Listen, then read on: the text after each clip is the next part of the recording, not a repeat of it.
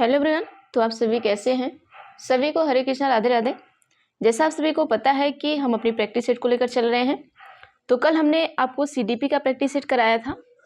तो practice set को हम 2011 से लेकर चलेंगे। जैसा आप सभी का डिमांड है कि मैम 2011 से लेकर 2024 तक कराइए, तो इसलिए हम प्रैक्टिस सेट को अभी से स्टार्ट कर दे रहे हैं ताकि हम 2024 तक को टच कर लें। टच क्या कर ले, 2024 तक के प्रैक्टिस सेट को हम कवर कर पाएँ। तो अभी आपके पास जितना भी टाइम है उस टाइम में हम कवर कर लेंगे। तो डेली हम प्रैक्टिस सेट करेंगे। तो सबसे पहले आपका ईवीएस चलेगा 2 बजे, आप सभी को पता है। उसके बाद 5 बजे आपका सीडीपी चलेगा, 7 बजे आपका 6 to 8 का एसएसटी चलेगा और इसी बीच में आपका हिंदी भी रहेगा। ठीक है, तो चलिए आज हम ये आपका सबसे पहले पर्यावरण करेंगे। इसके बाद आपकी जो वीडियो है वो आपको हिंदी और सीडीपी और एसएसटी की भी मिल जाएगी। तो चलिए हम क्वेश्चन नंबर 61 से आपका देखिए इसमें आता है। ठीक है, तो ये पूरा जितना भी प्रीवियस ईयर में आया हुआ पेपर है हम उसी को लेकर चलेंगे। तो क्वेश्चन नंबर 1 से हम स्टार्ट करेंगे। यहाँ पर देखिए जो आपका पर्यावरण अध्ययन होता है वो 61 से स्टार्ट होता है। तो ये जो पेपर आपका है ये पेपर आपका 2011 का है। ठीक है, तो चलिए हम करते हैं, थोड़ा इसको छोटा कर लेते हैं क्योंकि आप सभी को पता है कि सीटेट अपना क्वेश्चन भी बढ़ा देता है और प्लस ऑप्शन भी बढ़ा देता है।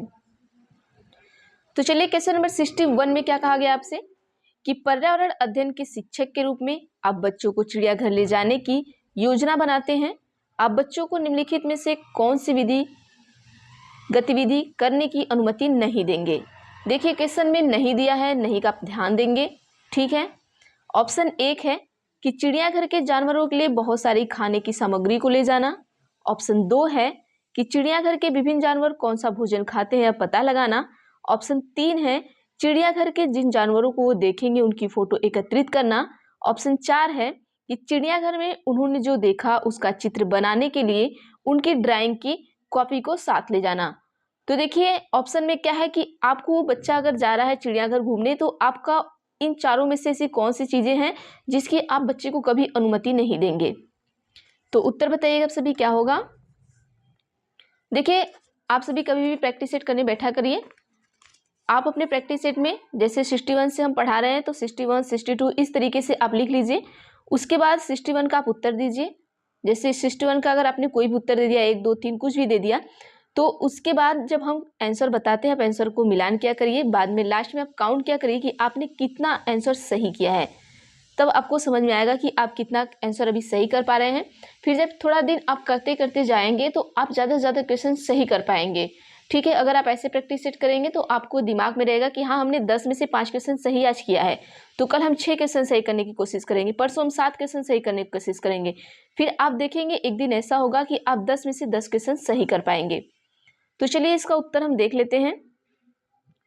क्वेश्चन नंबर 61 का जो उत्तर होगा वो आपका होगा ऑप्शन नंबर 1।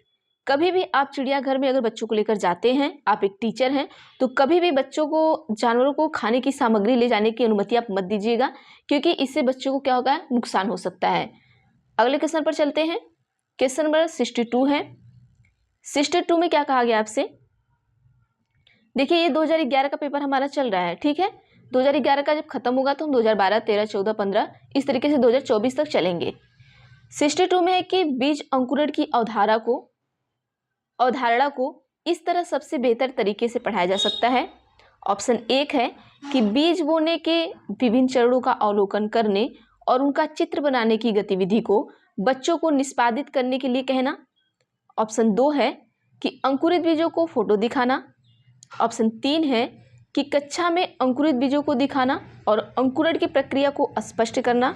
ऑप्शन 4 है कि बोर्ड पर चित्र बनाते हुए अंकुरण के चरणों का प्रदर्शित करना।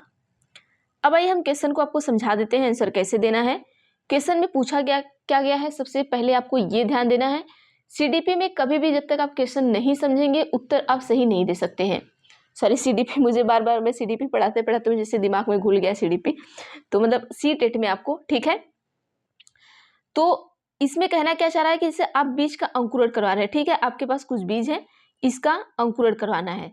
तो आप बच्चों को किस तरीके से पढ़ाएंगे और किस तरीके से बताएंगे या किस तरीके से आप पढ़ाएंगे कि बच्चे को बहुत अच्छी तरीके से समझ में आ जाए। चैप्टर आपका बीज का अंकुरण है। ठीक है, तो चलिए उत्तर दीजिए क्या होगा।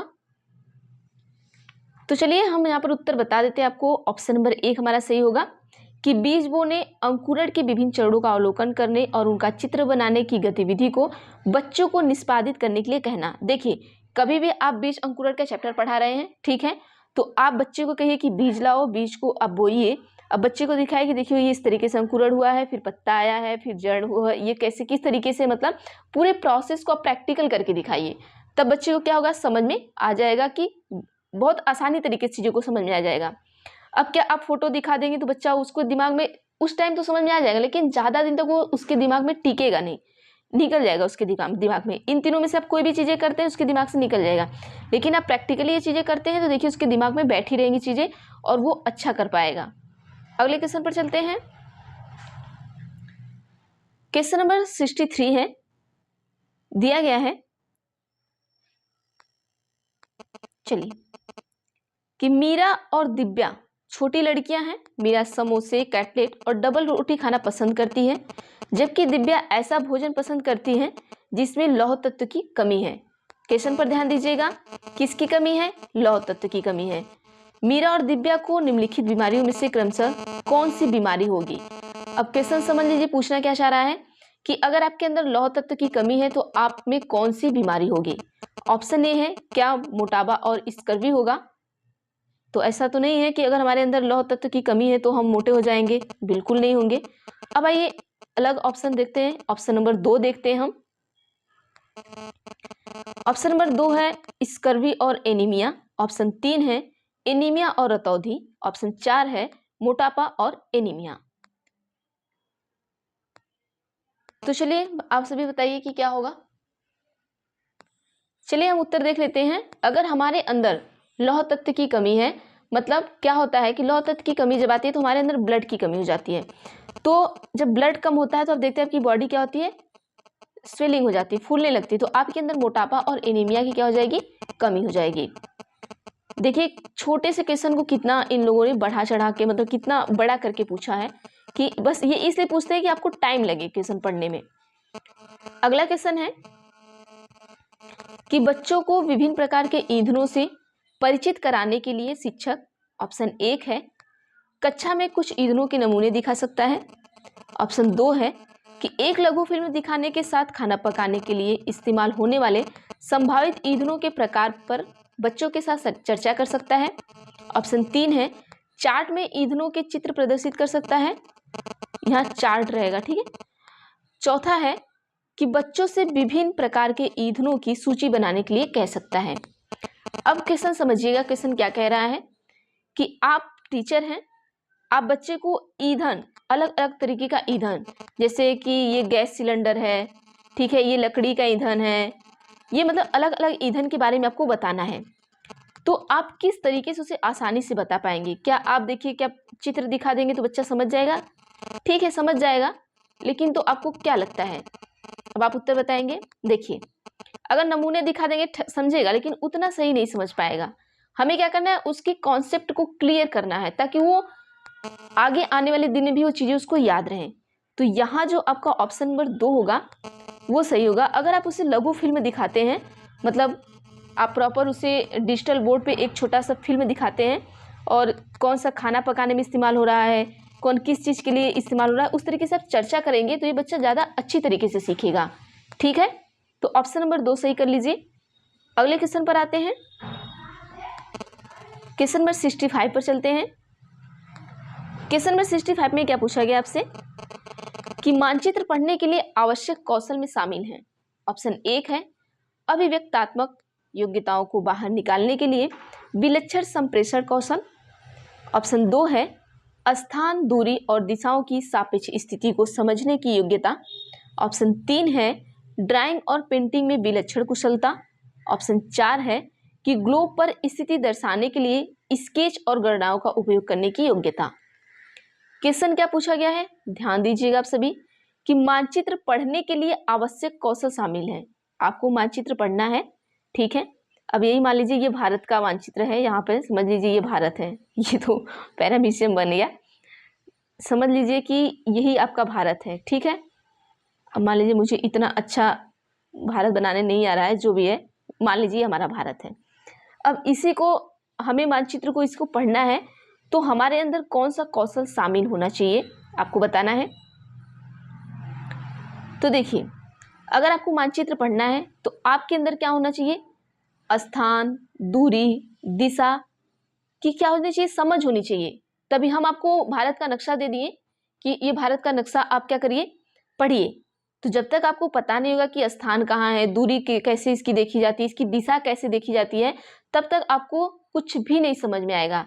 तो मानचित्र पढ़ने के लिए हमारे अंदर क्या होनी चाहिए कि स्थान, दूरी, दिशा के सापेक्ष स्थिति को समझने की योग्यता होनी चाहिए, तभी इन चीजों के क्या करेंगे, पढ़ पाएंगे। तो ऑप्शन नंबर 2 सही करिएगा। अगले क्वेश्चन पर चलते हैं। Question number 66। देखिए कितने बड़े बड़े ऑप्शन दे दिए हैं। चलिए 66 में क्या है कि पर्यावरण अध्ययन की कक्षा में बच्चों के व्यक्तिगत अनुभव को महत्व देना शिक्षक को लाभ पहुंचाता है। ऑप्शन 1 है विषय को बच्चों के अनुभव संसार से जोड़ने और विमर्श और सीखने को बढ़ावा देने में।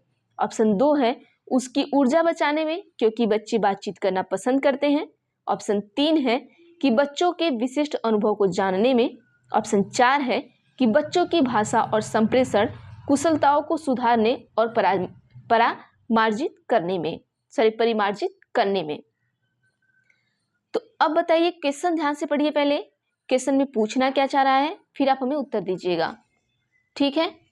देखिए क्वेश्चन क्या पूछना चाह रहा है कि पर्यावरण अध्ययन की कक्षा में, आप टीचर हैं, पर्यावरण की कक्षा में हैं, तो बच्चों के व्यक्तिगत अनुभव को महत्व देना, आप इसमें से किस चीज को ज्यादा महत्व देंगे कि आपको लाभ पहुंचे, ठीक है, आपको लाभ पहुंचे, क्योंकि आप टीचर हैं, टीचर को लाभ पहुंचने के लिए पूछा है। तो यहां पर हमारा जो ऑप्शन नंबर 1 होगा वो बिल्कुल सही होगा। आपको कैसे लाभ पहुंचेगा, जब आप बच्चों को अनुभव संसार से जोड़ने और विमर्श और सीखने में बढ़ावा देने में, ठीक है, ये आपको लाभ होगा। कैसे लाभ होगा, जैसे आप बच्चे को संसार से जोड़ रहे हैं, उसे अनुभव प्रदान कर रहे हैं, तो आगे की चीजें आप पढ़ाएंगे तो उसी अनुभव से बच्चा क्या करेगा, चीजों को और आसानी से पढ़ेगा। तब आपको बच्चे के पीछे बहुत ज्यादा मेहनत करने की जरूरत नहीं होगी। जब वो बेसिक क्लियर कर लेगा तो आपको बच्चे के साथ ज्यादा मेहनत नहीं करनी पड़ेगी। तो यहाँ पर आपको क्या होगा, लाभ होगा, ठीक है।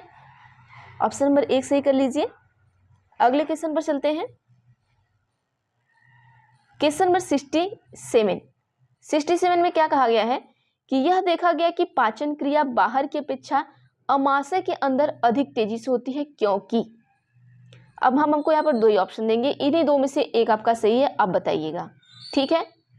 ऑप्शन 1 है कि पाचक रस जब अमाशय के बाहर रखते हैं तो निष्क्रिय हो जाते हैं, क्या ऐसा है। ऑप्शन 2 है कि अमाशय के अंदर भोजन का मंथन होता रहता है जिससे उसकी सतह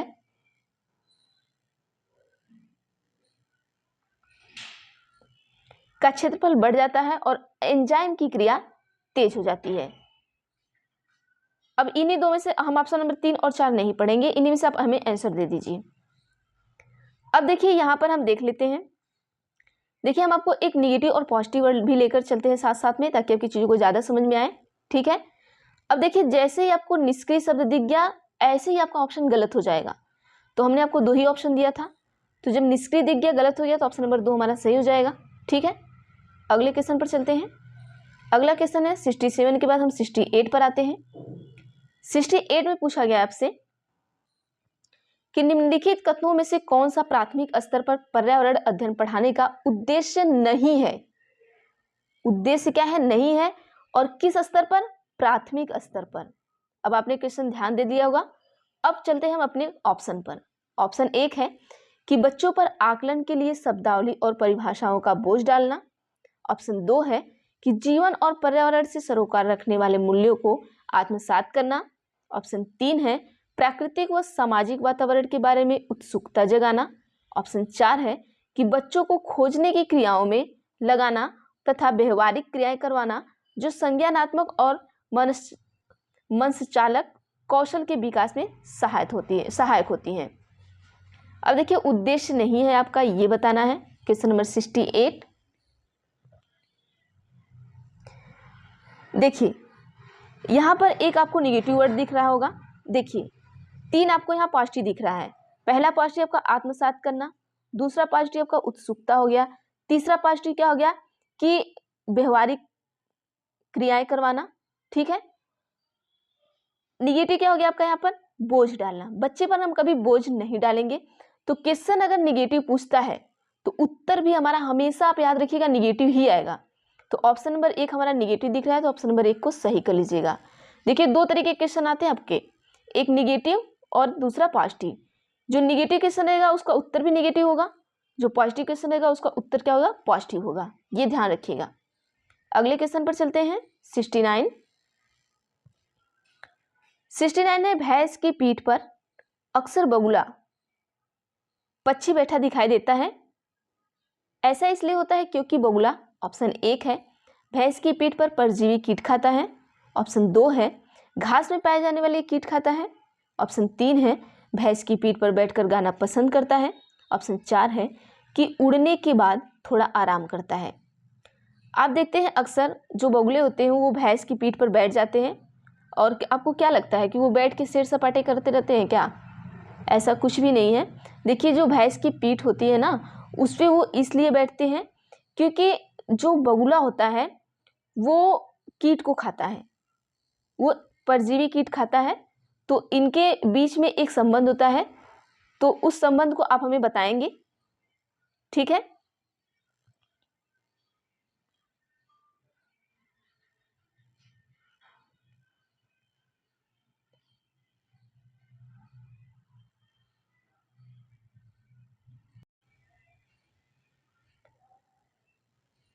देखिए इनके बीच एक संबंध होता है, उस संबंध को आप हमें बताएंगे, तो आप हमें कमेंट बॉक्स में बताइएगा। इस पर भी क्वेश्चन आपसे पूछा जाता है।